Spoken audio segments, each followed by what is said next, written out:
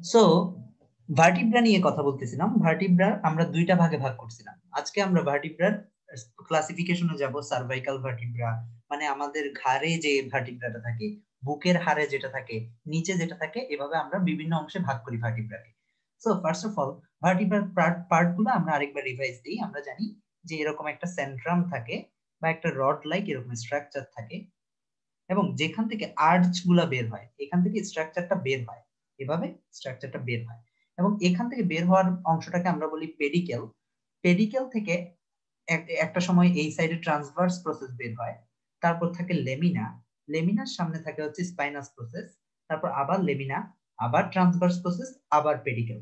এবং আমরা যদি দেখি এই পেডিকেল থেকে উপরের দিকে উঠে যায় হচ্ছে সুপেরিয়র আর্টিকুলার প্রসেস, নিচের দিকে নেমে যায় হচ্ছে ইনফেরিয়র আর্টিকুলার প্রসেস। পাশের ছবিটা দেখি, সুপেরিয়র আর্টিকুলার প্রসেস বোঝাই যাচ্ছে উপরে উঠে গেছে, এটা পেডিকেল। সেন্ট্রামের সামনে যেটা, এটা পেডিকেল। পেডিকেল এবং লেমিনার মাঝখান থেকে উঠে গেছে কি সুপেরিয়র আর্টিকুলার প্রসেস। তারপর নিচে নেমে গেছে ইনফেরিয়র আর্টিকুলার প্রসেস। দেখা যাচ্ছে এই যে উপরে সুপেরিয়র আর নিচে ইনফেরিয়র আর্টিকুলার প্রসেস। এগুলাকে সুপেরিয়র প্রসেস বা ইনফেরিয়র প্রসেস বললেও হইতো, কিন্তু এখানে আর্টিকুলার প্রসেস একটা নাম, নামের মধ্যে আর্টিকুলার যুক্ত করে দিছে কেন? আমরা কিন্তু যখন স্পাইনাস প্রসেস নিয়ে কথা বলি তখন কিন্তু আর্টিকুলার ওয়ার্ডটা ইউজ করি না। যখন আমরা ট্রান্সভার্স প্রসেস নিয়ে কথা বলি তখন আমরা আর্টিকুলার প্রসেস ইউজ করি না। কিন্তু সুপেরিয়র আর ইনফেরিয়র ক্ষেত্রে আর্টিকুলার ওয়ার্ডটা ইউজ করতেছি, কারণ তুমি যদি এই বোনস এর মধ্যে দেখো, একটার পর একটা ভার্টিব্রা একে অপরের সাথে লেগে আছে। এবং কিভাবে লেগে আছে, এই যে তুমি যদি দেখো, এই একটার ধরো এটা প্রথম ভার্টিব্রা, এটা হচ্ছে ফার্স্ট ভার্টিব্রা, এটা হচ্ছে সেকেন্ড ভার্টিব্রা। তো সেকেন্ড ভার্টিব্রার সুপেরিয়র আর্টিকুলার প্রসেস যেগুলো আছে, ওগুলো ফার্স্ট ভার্টিব্রার ইনফেরিয়র আর্টিকুলার প্রসেসের সঙ্গে এটে যায়। এবং তুমি যদি দেখো এই যে সুপেরিয়রটা ইনফেরিয়রের সাথে এটে গেছে এবং একটা আরেকটার সঙ্গে অ্যাটাচড হয়ে গেছে। এবং অ্যাটাচড হওয়ার পরে দেখো তো এখানে একটা একটা ফাঁকা অংশ পাইছে না? এগুলাকে বলা হয় দুইটা ভার্টিব্রার মাঝখানে ফোরামেন। এগুলাকে কি বলা হয়? Intervertebral foramen. দুইটা ভার্টিব্রা ইন্টারভার্টিব্রাল ফোরামেন। এখান দিয়ে আসলে কি হয়, আমরা যদি দেখি আমাদের এই নার্ভটা, এই যে কত স্পাইনাল কর্ডটা এই ভার্টিব্রাল ফোরামেনের মধ্যে দিয়ে যাচ্ছিল, এই এখান থেকে নার্ভ গুলা নিউরন গুলা বের হয়ে আসে আমাদের বিভিন্ন বোনস টোনসে সাপ্লাই দেয়। তাহলে আমরা বুঝতে পারলাম যে ভার্টিব্রা গুলা কি কি। এখন ভার্টিব্রা পুরা বডিতে বিভিন্ন জায়গায় বিভিন্ন নামে পরিচিত। যেমন আমরা যদি প্রথমে দেখি এই মাথার জাস্ট নিচে ঘাড়ে, ঘাড়ে যে ভার্টিব্রাটা আছে ওটাকে বলা হয় সার্ভাইকাল ভার্টিব্রা। ওটাকে বলা হয় সার্ভাইকাল ভার্টিব্রা। এরপর থোরাসিক পার্টে যে ভার্টিব্রাটা আছে এটাকে বলা হয় হচ্ছে থোরাসিক ভার্টিব্রা।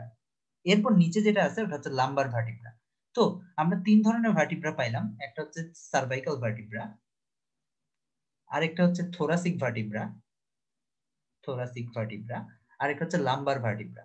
এরপরও নিচে যেটা থাকে এটাকে বলা হয় স্যাক্রাল ভার্টিব্রাও আছে।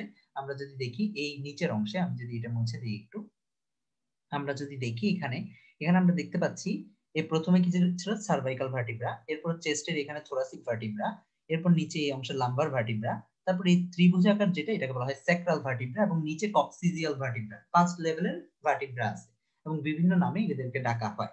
এখন পার্থক্য গুলা কি, ডিফারেন্স গুলা কি, এগুলোর জন্য আমরা একটু চলে যাই। ডিফারেন্স গুলো আরেকটু ক্লোজলি দেখার জন্য আমরা কয়েকটা ছবি নিয়ে আসি এখানে। তাহলে আমরা এখন তিনটার ভাগে ভাগ করছি। প্রথমত এই অংশে ছিল সার্ভাইকাল ভার্টিব্রা, তারপর এটা হচ্ছে থোরাসিক ভার্টিব্রা, তারপর এটা হচ্ছে কি লাম্বার ভার্টিব্রা। এই অংশ হচ্ছে লাম্বার ভার্টিব্রা। সো আমরা তিনটার ভার্টিব্রার মধ্যে ডিফারেন্স গুলো নিয়ে কথা বলবো। প্রথমত আমরা যদি দেখি আমাদের তিনটা এরিয়ার মধ্যে সবচেয়ে ছোট এরিয়া কোনটা? এই যে আমাদের গলার এই অংশটা, এখানের মধ্যে জায়গাটা খুবই কম। থোরাসিকের এরিয়াটা একটু বড়, তারপর অ্যাবডোমিনাল এরিয়াটাও অনেক বড়। দ্যাটস ওয়াই এখানে সেন্ট্রাম গুলো সাধারণত বড় হয়। এজন্য তুমি দেখবা সবচেয়ে ছোট সেন্ট্রাম, সবচেয়ে ছোট হচ্ছে এই সার্ভাইকাল। সার্ভাইকালের সেন্ট্রাম সবচাইতে স্মল। ঠিক আছে? থোরাসিকের ক্ষেত্রে কম্পারেটিভলি আরেকটু বড় হয়, তাহলে এখানের ক্ষেত্রে সেন্ট্রামটা কিরকম হবে? মিডিয়াম হবে। থোরাসিকের ক্ষেত্রে সেন্ট্রামটা মিডিয়াম হবে। আর লাম্বারের ক্ষেত্রে যেহেতু অনেক বড় জায়গা, দ্যাটস ওয়াই এটার ক্ষেত্রে লার্জ হবে, লাম্বারের ক্ষেত্রে লার্জ হবে। তো সিরিয়ালি আমরা মনে রাখতে পারি সার্ভাইকাল, থোরাসিক, লাম্বার। এখন ইম্পর্টেন্ট নোট, এখন যদি আমরা দেখি যে সেন্ট্রামটা শেপ কিরকম হবে, আমরা ইজিলি মনে রাখতে পারি যে এটার ক্ষেত্রে, থোরাসিকের ক্ষেত্রে আমাদের সেন্ট্রামের শেপটা হবে হার্ট শেপ। কারণ কি, আমাদের থোরাসিকে হার্ট থাকে, তাহলে এটাকে আমরা বলতে পারি এই সেন্ট্রামটা হবে হার্ট শেপ। এবং লাম্বারের ক্ষেত্রে, লাম্বারের আশেপাশে কি থাকে? কিডনি থাকে। তাই আমরা যদি দেখি লাম্বারের এই শেপটা হচ্ছে কিডনি শেপ। ওকে, আমরা এখানে কিডনি শেপ লিখে রাখি। এখন থোরাসিকের ক্ষেত্রে একটা ইম্পর্টেন্ট একটা বৈশিষ্ট্য আছে। থোরাসিকের ক্ষেত্রে আমরা যদি দেখি, এই থোরাসিকের মধ্যে রিবস গুলো এসে অ্যাটাচ হচ্ছে, ঠিক না? এই রিবস গুলো এসে এখানে অ্যাটাচ হচ্ছে। তাহলে রিবস যদি ধরলাম এটা একটা বোনস, এটা একটা বোনস, এখানে এসে রিবস গুলা লাগতেছে, এভাবে দূরের থেকে রিবস গুলা এসে দুই সাইড থেকে লাগতেছে। তাহলে এই অংশে রিবস যেখানে লাগতেছে ওই অংশটা হালকা করে ক্ষয়ে যাবে না, ওই অংশটা ঢুকে যাবে না। যেমন মাটির মধ্যে আমরা যখন অনেকক্ষণ ধরে ধরে রাখি মাটিটাকে, তখন এই অংশটা কিছুটা দেবে যাবে না, ঠিক আছে? এখন এই জিনিসটাই আমরা দেখতে পাই হচ্ছে, আমরা যদি থোরাসিকটাকে একটু ক্লোজলি খেয়াল করি, এই যে থোরাসিকটাকে যদি আমরা ক্লোজলি খেয়াল করি, আমরা দেখবো হচ্ছে এখানে খানিকটা অংশ দেবে গেছে, এখানে খানিকটা অংশ দেবে গেছে, অর্থাৎ ভিতরে ঢুকে গেছে। সো এই জিনিসগুলোকে বলা হয় হচ্ছে কোস্টাল ফ্যাসেট। কোস্টাল ফ্যাসেট এখানে বুঝতে হবে কোস্ট মানে কি। কোস্ট মানে হচ্ছে রিবস, আমাদের এই যে রিবস গুলো আছে, পাঁজর যেটাকে বলি, বুকের খাঁচা যেটাকে বলি আমরা, এই পাঁজর গুলা এসে এই রিবস এর মধ্যে, এই ভার্টিব্রার মধ্যে অ্যাটাচ হয়। তাহলে এখানের মধ্যে রিবস গুলা এসে অ্যাটাচ হয়, এখানের মধ্যে একটা মানে ভিতরে গেঁথে যাওয়া অংশ হয়। এরকম গেঁথে যাওয়া নিচু অংশকে বলা হয় আমাদের মেডিকেল সায়েন্সের ভাষায় ফ্যাসেট।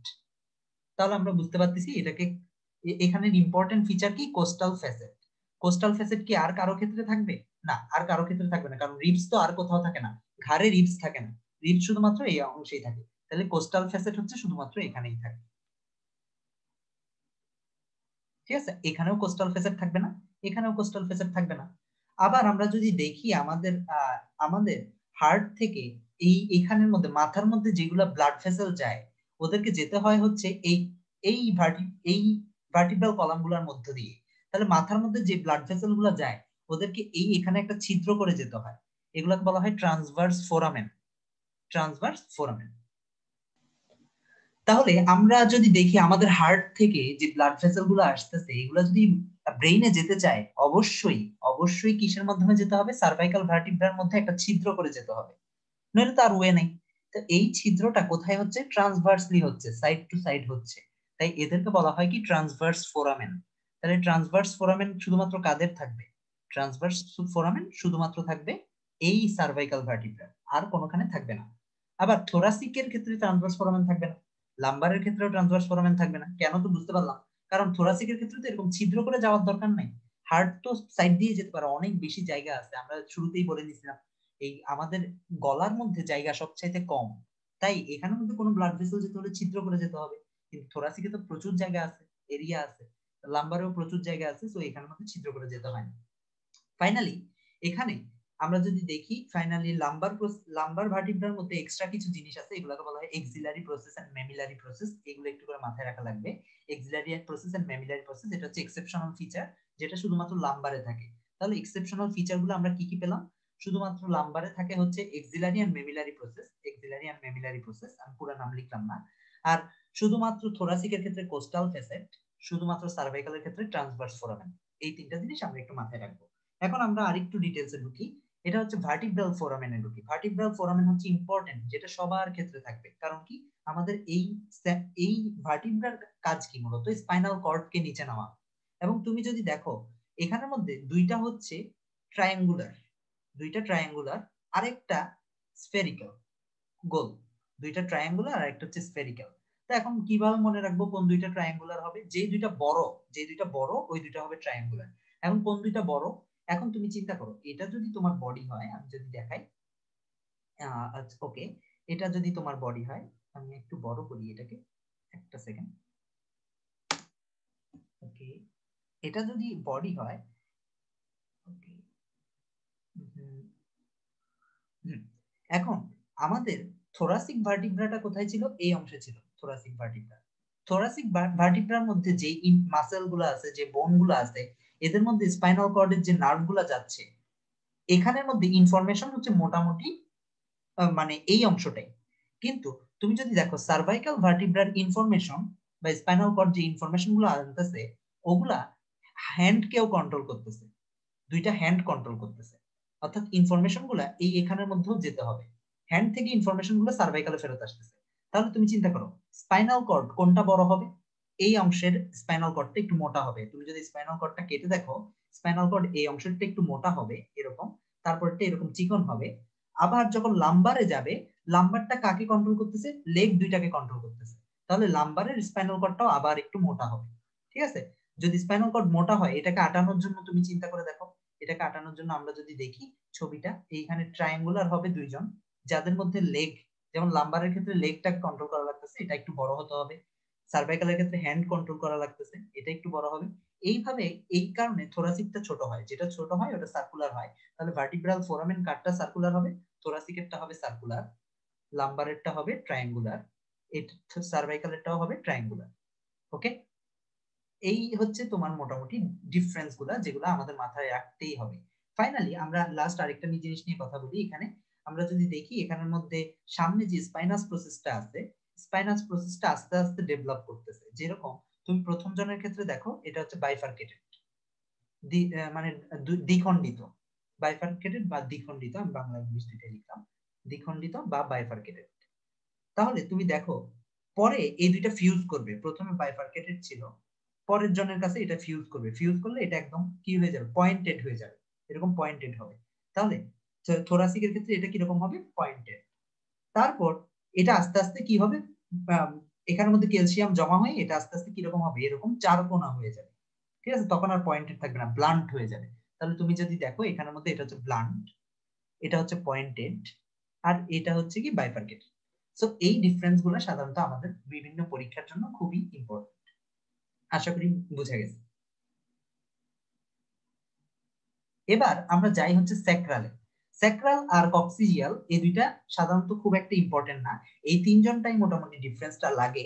কিন্তু স্যাক্রালের ক্ষেত্রে আমরা তারপরেও এই জিনিসগুলো একটু করে দেখার চেষ্টা করবো। আমরা স্যাক্রাল বোনসটা তুলে নিয়ে আসি।